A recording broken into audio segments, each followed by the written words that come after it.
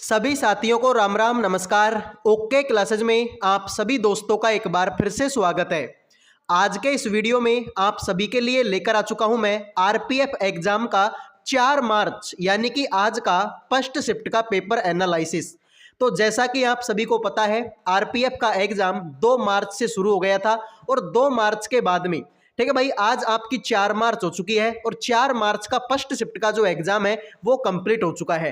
तो आज के इस वीडियो में वो सारे क्वेश्चन मैं आपको करवाने वाला हूं जो आज की फर्स्ट शिफ्ट में आप लोगों से पूछे गए थे।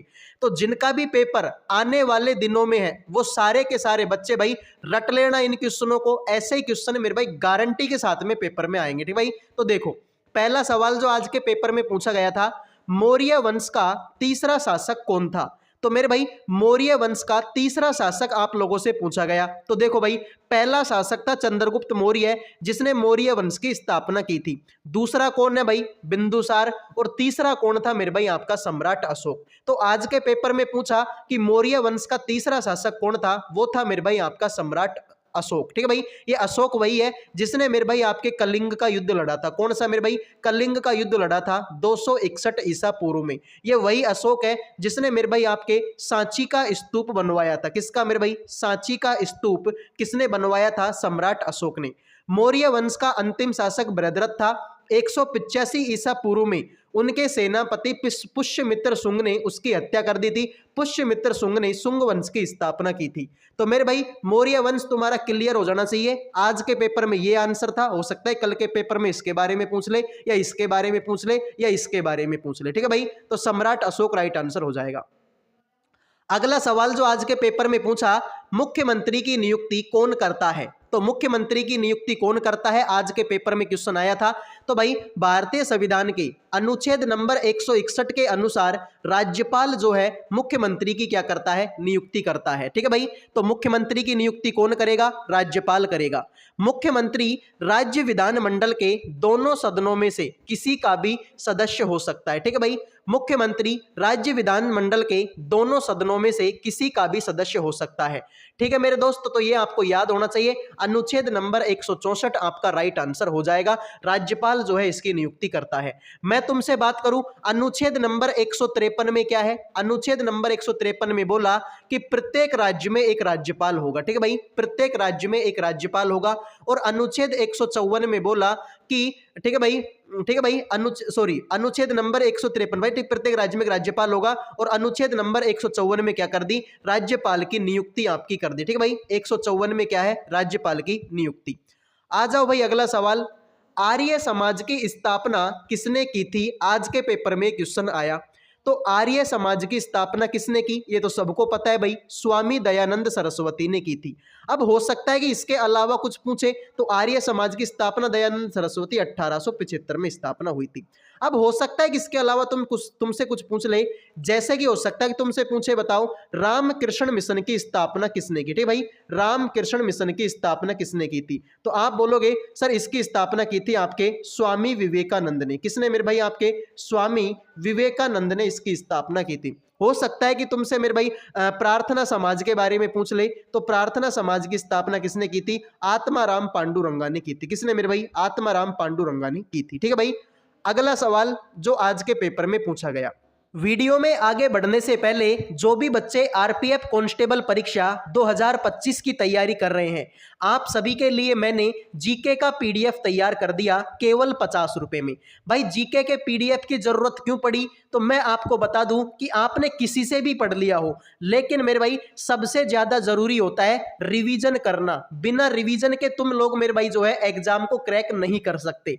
तो मेरे भाई इसके लिए अब यूट्यूब पर ऐसा कोई टीचर तुमको नहीं मिलेगा जो 2-3 दिन में, ठीक है भैया, 1 या 2 दिन में तुमको पूरी जीके का रिवीजन करवा दे ना। मेरे भाई ऐसी कोई क्लास तुमको मिलेगी जो 1-2 दिन में तुमको पूरी जीके का रिवीजन करवा दे। लेकिन मेरे भाई आप इस पीडीएफ को पढ़कर पूरी जीके का रिवीजन कर सकते हैं। इसमें आपको हिस्ट्री, पॉलिटी, स्टैटिक जीके के लगभग 35 प्लस टॉपिक मिलेंगे और 500 प्लस प्रश्न आपके लगभग वन लाइनर क्वेश्चन होंगे।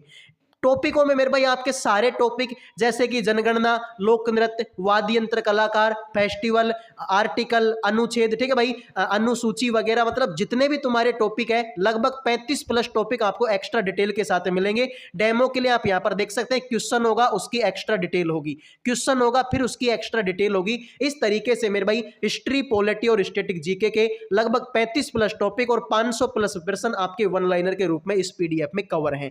तो जिनको चाहिए केवल 50 रुपए में इन नंबरों पर व्हाट्सएप मैसेज कर देना। 50 रुपए में आपको जीके जीएस का पीडीएफ मिल जाएगा। इन नंबरों पर व्हाट्सएप मैसेज करके बोल देना भाई, ठीक है।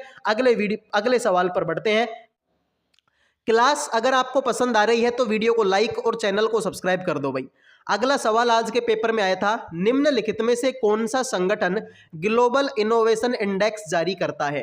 तो ग्लोबल इनोवेशन इंडेक्स कौन जारी करता है? तो आप बोलोगे मेरे भाई इसको जारी कौन करता है? आपका WIPO, ठीक है भाई, यानी कि वैश्विक नवाचार सूचकांक रिपोर्ट विश्व बौद्धिक संपदा संगठन करता है, ठीक है भाई। तो इनोवेशन इंडेक्स को कौन जारी करेगा? विश्व बौद्धिक संपदा संगठन इसको जारी करता है। इसने कार्नेल यूनिवर्सिटी ऑफ, ठीक है, इंस्टीट्यूट के साथ मिलकर तैयार किया जाता है, ठीक है भाई। तो WIPO इस सवाल का राइट आंसर आपका हो जाएगा। अगला सवाल जो आज के पेपर में पूछा, अशोक चंद्रा कौन से बैंक के नए प्रबंध निदेशक और मुख्य कार्यकारी अधिकारी बने हैं? तो अशोक चंद्रा के बारे में आपसे पूछा और ये क्वेश्चन भाई मैंने तुमको खूब पढ़ाया था, रटवा के पढ़ाया था कि अशोक चंद्रा कौन से बैंक के निदेशक बने हैं? पंजाब नेशनल बैंक यानी कि PNB के, ठीक है भाई, PNB के बने हैं। अगला सवाल पूछा गया, बांगर किसे कहते हैं? तो बांगर मेरे भाई एक तो होता है आपका कौन सा बांगर और एक होता है मेरे भाई आपका खादर। तो बांगर किसको कहते हैं भाई? जमीन का वह ऊंचा भाग जहां बाढ़ का पानी नहीं पहुंच पाता, यह पुरानी जलोढ़ मिट्टी से बना होता है, ठीक है भाई। तो जमीन का वो भाग जहां पर बाढ़ का पानी नहीं पहुंच पाता उसको मेरे भाई क्या बोला जाता है? बांगर बोला जाता है। क्या बोला जाता है मेरे भाई? बांगर बोला जाता है। और खादर क्या होता है? जमीन का वो भाग जहां पर जो नदियां है ना भाई हर साल नई मिट्टी लाकर जमाती है, ठीक है भाई, हर साल नई मिट्टी लाकर जमाती है, ठीक है भाई, तो उसको बोला जाता है मेरे भाई आपका खादर। निम्नलिखित में से कौन सी फसल सबसे कम पानी की खपत करती है? तो भाई सबसे कम पानी यानी कि बाजरा कहां पर पैदा होता है? राजस्थान में, और राजस्थान में पानी की कमी वैसे ही है। तो भाई सबसे कम पानी किसको चाहिए? बाजरा की फसल को चाहिए। अगला पूछा, थार मरुस्थल की मृत भूमि कैसी होती है? तो थार मरुस्थल की जो भूमि होती है मेरे भाई रेत के टीलों से ढकी हुई होती है। ये कल के पेपर में भी आया था, आज के पेपर में भी आ गया, ठीक है भाई। थार के मरुस्थल से कल के पेपर में भी आया था और आज के पेपर में भी आया था। कल के पेपर में आया था कि थार के मरुस्थल की विशेषता क्या है? तो थार के मरुस्थल की विशेषता यही है कि मेरे भाई यहाँ पर पॉपुलेशन आपकी क्या करती है? निवास करती है। अगला सवाल जो आज के पेपर में आया था, निम्नलिखित में से कौन सितंबर 1928 में स्थापित हिंदुस्तान सोशलिस्ट रिपब्लिकन आर्मी के संस्थापक या सदस्य था? तो 1928 में स्थापित हिंदुस्तान सोशलिस्ट रिपब्लिकन आर्मी का संस्थापक कौन था? तो आप बोलोगे सरदार भगत सिंह था। सरदार भगत सिंह के बारे में क्वेश्चन आता है। इन्होंने मेरे भाई एक पुस्तक लिखी थी जिसका नाम है, ठीक है भाई, मैं नास्तिक क्यों हूं, ठीक है भाई, मैं नास्तिक, ठीक है भाई, मैं नास्तिक क्यों हूं। ये पुस्तक लिखी मेरे भाई किसके? आपके भगत सिंह जी ने, ठीक है भाई। तो ये बात तुमको याद होनी चाहिए। भारत के 51वें मुख्य न्यायाधीश कौन है? तो भारत के 51वें मुख्य न्यायाधीश कौन है? जस्टिस संजीव खन्ना, ठीक है भाई, ये आपको याद होना चाहिए, एग्जाम में आपसे पूछा सकता है। ये करंट अफेयर क्वेश्चन है भाई, अभी थोड़े दिन पहले ही बने थे। निम्नलिखित में से कौन सा कोशिकांग अर्धपारगम्य होता है? तो अर्धपारगम्य कौन सा कोशिकांग होता है मेरे भाई? तो वो होती है आपकी कोशिका झिल्ली। मैंने तुमको खूब पढ़ाया था कोशिका के बारे में, ठीक है भाई। तो मैंने तुमसे पूछा, बताओ कोशिका की खोज किसने की? तो आपने बोला सर रॉबर्ट हुक ने कोशिका की खोज की थी। मैंने तुमसे बोला जीवित कोशिका की खोज किसने की? तो आपने बोला ल्यूवेन होक ने किसकी खोज की थी? जीवित कोशिका की खोज की थी। मैंने तुमसे बोला था कोशिका का पावर हाउस किसको कहते हैं? तो आप बोलोगे माइटोकॉन्ड्रिया को कहते हैं। किसको मेरे भाई? माइटोकॉन्ड्रिया को कोशिका का पावर हाउस कहते हैं, ठीक है भाई। तो ये सारी बातें मैंने तुमको बताई थी। अगला सवाल है भाई, यूनेस्को वर्ल्ड हेरिटेज कमेटी का 46वां सत्र किस देश में आयोजित हुआ था? यूनेस्को वर्ल्ड हेरिटेज कमेटी का 46वां सेशन किस देश में आयोजित हुआ था? तो आप बोलोगे सर ये तो भारत में हुआ था। कहाँ पर मेरे भाई? आपका भारत में हुआ था। ठीक है, कल के पेपर में ये आया था कि यूनेस्को में किस मेले को शामिल किया गया है? तो यूनेस्को में किस मेले को शामिल कर लिया हाल ही में? कुंभ मेले को। किसको मेरे भाई? कुंभ मेले को यूनेस्को में शामिल कर लिया है। अगला सवाल मेरे भाई आज के पेपर में आया, निम्नलिखित में से किस राज्य समूह का तट अरब सागर पर स्थित है? तो किस राज्य समूह का तट अरब सागर पर स्थित है? कर्नाटक, केरल और गुजरात का। किसका मेरे भाई? कर्नाटक, केरल और गुजरात, ये मेरे भाई कहां पर है? आपके अरब सागर तट पर स्थित है। Where is Kavaratti island located? तो मेरे भाई कवरत्ती द्वीप मेरे भाई आपका कहां पर है? सभी को पता है भाई, तो लक्षद्वीप में। भाई कवरत्ती के बारे में सबको पता है भाई, लक्षद्वीप में। ठीक है भाई, आ जाइए। किस सिख गुरु ने आदि ग्रंथ को संकलित किया था? तो आदि ग्रंथ को किसने संकलित किया? गुरु अर्जुन देव ने। किसने भाई? गुरु अर्जुन देव ने।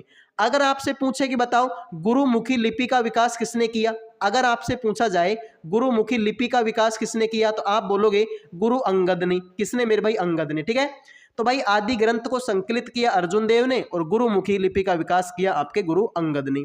अगला क्वेश्चन पूछा, खारदुंगला दर्रा खालिस्तान में स्थित है। खारदुंगला दर्रा कहां पर स्थित है? तो सर ये तो आपके लद्दाख में। ठीक है भाई, खारदुंगला दर्रा मेरे भाई कहां पर है? आपके लद्दाख में है। एक पूछा अनुच्छेद 239 में क्या है? ठीक है भाई, एक पूछा गया था अनुच्छेद 239 में क्या है? तो केंद्र शासित प्रदेशों का प्रशासन किया जाता है। भाई केंद्र शासित प्रदेशों का जो प्रशासन है वो आपको मिलेगा अनुच्छेद नंबर 239 में। ये आज के पेपर में पूछा गया था। आज के पेपर में करंट अफेयर से क्वेश्चन आया था, अरुंधति रॉय की कौन सी पुस्तक 2025 में लॉन्च होने वाली है? तो अरुंधति रॉय की कौन सी पुस्तक है 2025 में लॉन्च होगी? Mother Mary comes to me. Mother Mary comes to me, ये आपकी अरुंधति रॉय की पुस्तक है जो 2025 में आपकी क्या होगी? लॉन्च होगी। अगला क्वेश्चन ये मैं पहले ही पढ़ा चुका हूं, भारत के 91वें मुख्य न्यायाधीश कौन है? जस्टिस संजीव खन्ना है। तो ये आज के कुछ क्वेश्चन थे जो आज के पेपर में आप लोगों से पूछे गए थे। तो अब आप देख सकते हो भाई जिनका पेपर आने वाले दिनों में है उनसे किस प्रकार के क्वेश्चन पूछे जा सकते हैं। सभी बच्चे मेरे भाई कमेंट करके बता दो कि आपका पेपर कब है। ठीक है भाई, सभी बच्चे बता दो आपका पेपर कब है, ये बात सभी को कमेंट करनी है। अगले वीडियो में मिलेंगे। जय हिंद, जय भारत।